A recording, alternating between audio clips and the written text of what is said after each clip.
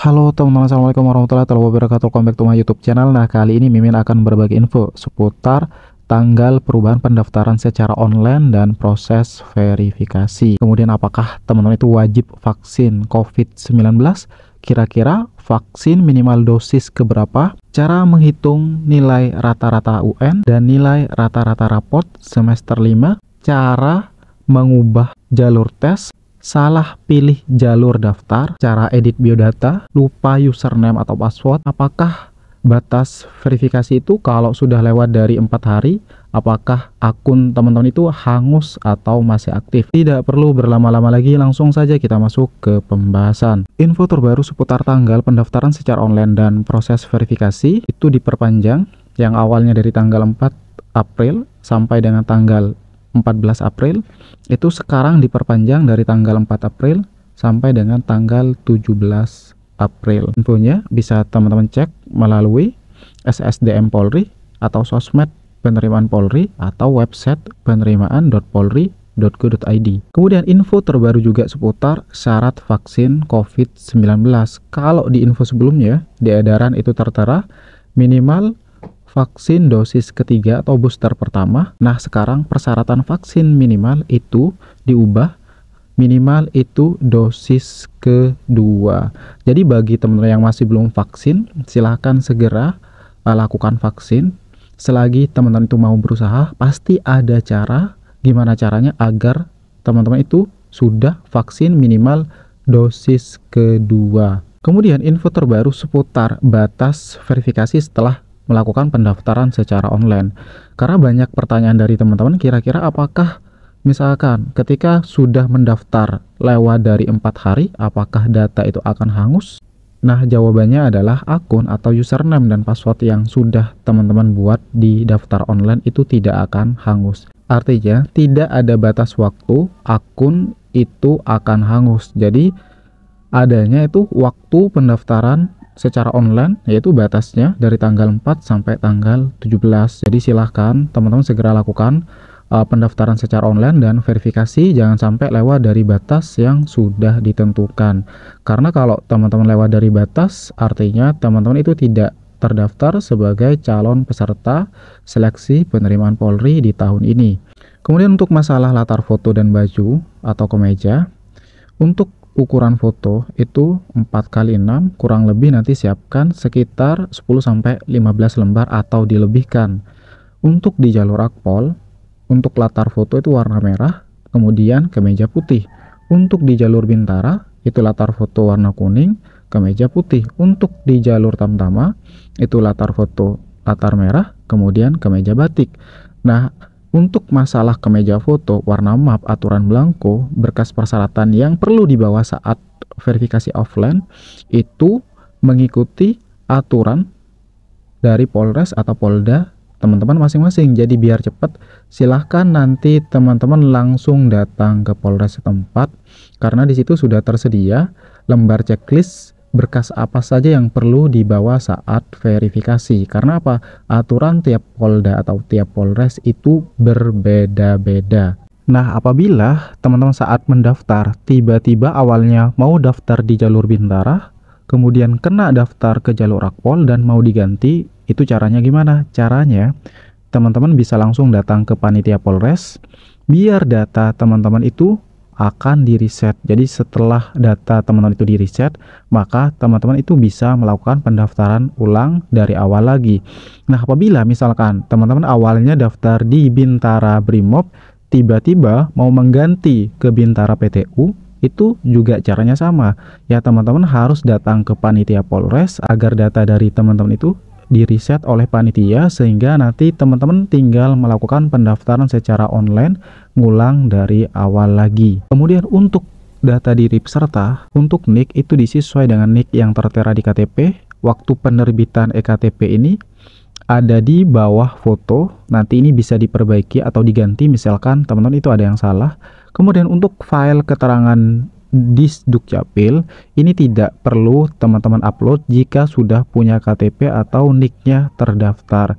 Kecuali teman-teman itu belum punya KTP, silahkan nanti bukti rekam KTP-nya itu bisa diupload di file keterangan Dukcapil ini. Ataupun misalkan jika NIK teman-teman itu bermasalah atau tidak terdaftar atau undefinite, nah teman tinggal upload di file keterangan di Dukcapil ini. Jadi bagi NIK-nya yang udah terdaftar atau bisa dipakai atau sudah punya KTP atau NIK itu tidak perlu mengupload di file keterangan di Dukcapil. Apabila yang sudah terlanjur, jadi dibiarkan saja. Kemudian untuk masalah golongan darah, apabila teman-teman saat mendaftar tidak ada golongan darah teman-teman, itu tinggal pilih golongan darah yang ada, nanti bisa diedit di biodata. Biasanya hal itu disebabkan karena jaringan server down, terkadang karena mendaftarnya lewat HP. Jadi usahakan kalau bisa teman-teman itu melakukan pendaftaran secara online itu lewat PC atau laptop biar lebih aman. Kemudian apabila teman-teman itu mau mengganti misalkan pas foto ukuran 4x6, tiba-tiba di Polda teman-teman itu pas fotonya harus pakai kemeja batik. Ini contoh ya, caranya seperti apa. Cara ganti foto tinggal pilih telusuri, kemudian pilih foto yang sudah benar, kemudian nanti tinggal pilih update biodata. Nah apabila teman-teman sudah mengganti pas foto tadi, update biodata itu sukses atau berhasil atau tersimpan, nanti teman-teman tinggal cetak ulang lagi form registrasi pendaftaran secara online, karena kan otomatis pas fotonya itu akan berubah sesuai dengan foto yang teman-teman ganti atau perbaharui. Kemudian untuk masalah nilai UN, untuk lulusan SD apabila tidak ada UN ini bisa diisi dengan 0. Kemudian untuk yang SMP juga sama, apabila tidak ada UN silahkan diisi 0. Nah, apabila yang ada UN, itu silakan dicari atau hitung rata-rata UN SD atau SMP-nya dengan cara jumlahkan nilai di tiap mapel. Kalau sudah dijumlahkan, kemudian nanti dibagi dengan jumlah mapel. Misalkan ada 4 mapel, dijumlahkan nilai mapel pertama, kedua, ketiga, dan keempat, kemudian nanti tinggal dibagi 4. Nah, nilai itu yang nanti dimasukkan ke nilai UN jika di tahun kelulusan teman-teman itu ada SKHUN. Jika tidak ada, berarti tinggal diisi dengan 0. Nah, untuk data sekolah SMA, untuk yang lulusan tahun 2019, untuk nilai UN itu kan ada. Jadi itu perlu diisi atau wajib diisi.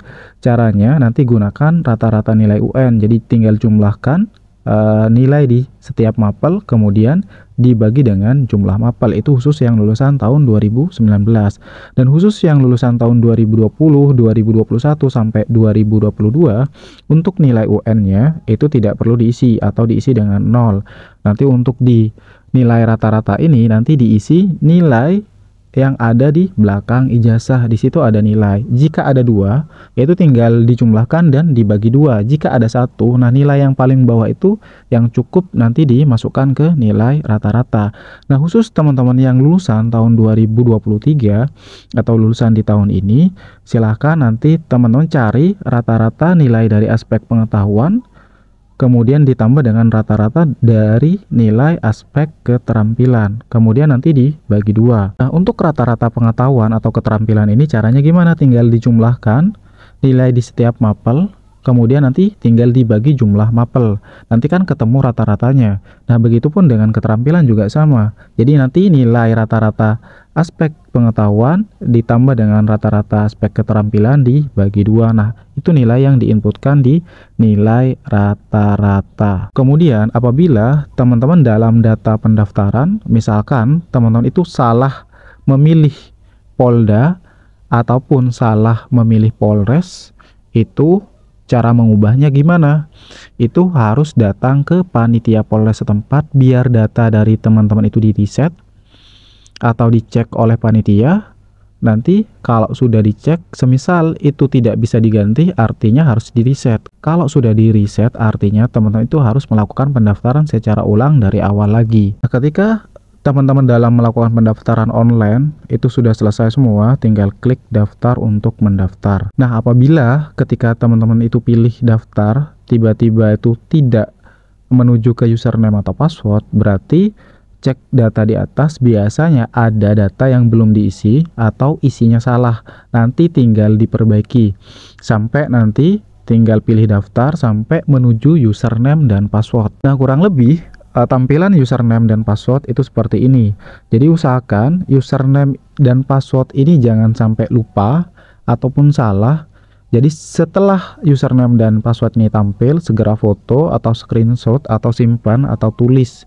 Apabila teman-teman itu sampai lupa password atau username, kemudian username dan password dari teman-teman itu tidak bisa login, itu caranya teman-teman langsung datang ke panitia Polres biar nanti dicekkan atau di reset. Nah, jangan lupa di bagian menu dashboard ini teman-teman untuk download nomor registrasi pendaftaran secara online. Kurang lebih tampilan untuk di jalur Bintara untuk nomor registrasi pendaftaran online-nya seperti ini. Jadi nanti ada foto dan data dari teman-teman. Jangan lupa nomor registrasi online ini nanti dicetak atau di print karena ini nanti akan dibawa oleh teman-teman pada saat melakukan proses verifikasi. Untuk di berkas rangkapnya ini bisa di fotokopi. Nah, ini di print di kertas A4 atau sesuai dengan berkas yang teman-teman buat. Bagaimana cara edit data atau biodata yang mau dirubah atau diperbaiki? Semisal ada kesalahan atau ada data yang mau diperbaiki. Caranya yang pertama, teman tinggal login, tinggal memasukkan username dan password. Silahkan nanti teman-teman itu masuk ke menu biodata. Nah, di biodata ini akan tampil data diri peserta atau data teman-teman. Misalkan dari foto, NIK, EKTP, dan lain sebagainya. Nah, apabila teman-teman dalam mendaftar itu, misalkan kayak NIK itu gagal gara-gara NIK sudah terdaftar atau NIK sudah digunakan, nah itu caranya langsung datang ke panitia setempat biar NIK teman-teman itu di reset. Seperti yang sudah Mimin jelaskan tadi, jangan sampai teman-teman itu salah pilih Polda atau salah pilih Polres. Apabila salah, silakan segera datang ke panitia setempat agar data dari teman-teman itu bisa diedit atau di reset. Kemudian apabila teman-teman misalkan mau update data atau biodata tiba-tiba itu tidak bisa. Nah, jika tidak bisa diupdate, itu biasanya ada data yang harus diisi atau dipilih lagi. Silakan nanti cek di data yang atas apakah ada yang perlu diisi atau dipilih lagi. Nah, kalau sudah tinggal pilih update biodata. Nah, apabila sukses atau berhasil, keterangannya seperti ini, data Anda berhasil diupdate. Biodata teman-teman ini tidak bisa diupdate apabila data dari teman-teman itu sudah terverifikasi atau sudah mendapatkan nomor ujian atau nomor peserta atau nomor dada. Nah, itu tidak bisa dirubah. Nah, apakah masih bisa dirubah lagi? Coba nanti teman-teman langsung datang ke panitia saja.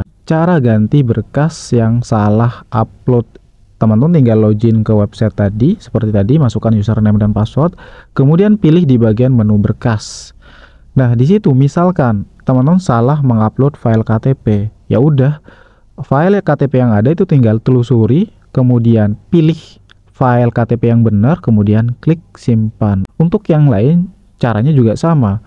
Jadi tinggal telusuri, kemudian pilih berkas yang benar, kemudian pilih simpan. Kemudian untuk berkas nomor 5 ini, transkrip nilai, itu untuk yang lulusan SMA itu tidak perlu mengupload di transkrip nilai ini. Transkrip nilai ini khusus lulusan kuliah, diploma, atau sarjana. Jadi lulusan SMA atau SLTA sederajat itu tidak perlu diisi atau dikosongi. Nah, khusus yang nomor 4 untuk ijazah, bagi teman yang sudah lulus di tahun 2020, 2021, 2022 itu mengupload file ijazah berbentuk PDF. Bolak-balik di bagian depan sama di bagian belakang yang ada nilainya itu yang diupload. Kemudian bagi teman-teman yang masih kelas 3 SMA atau lulusan di tahun ini, itu yang diupload ya ini adalah file raport. Biasanya raport semester 5. Itu yang diupload. Kemudian untuk masalah keterangan, yang pertama ada belum upload. Jadi belum upload ini apabila teman-teman itu belum mengupload berkas. Kemudian proses ini apabila teman-teman sudah melakukan upload berkas tapi belum melakukan verifikasi secara offline ke Polres setempat.